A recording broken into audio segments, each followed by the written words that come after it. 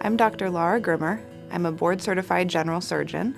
I did my residency training for general surgery at Rush University and Cook County Hospital in Chicago. Following that, I did an advanced fellowship at Barnes-Jewish Hospital, and that fellowship focused on the treatment of reflux or GERD.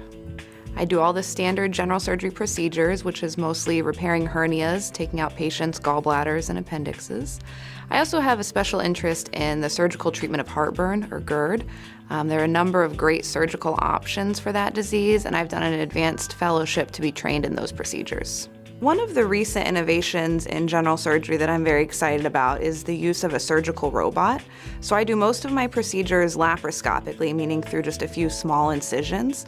But there's a new innovation where you can do surgery laparoscopically with the assistance of a robot.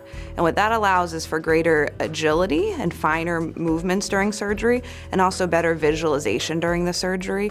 That becomes very important when I'm doing my anti-reflux surgery, when I'm working in small spaces around the esophagus and stomach, because the robot can really make that part of the surgery safer and easier.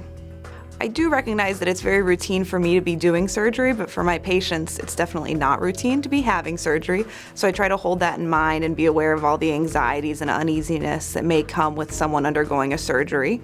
I try to be with my patients every step of the way. So preoperatively, I spend a lot of time discussing their options and going over what a surgery would entail. On the day of operation, I'm always there to address any last-minute questions prior to the surgery. Post-operatively, all my patients get a phone call from me about a week after surgery just to make sure there's no issues or concerns that they have, and I really try to be available for them anytime because I do know that surgery can be a very stressful time in your life.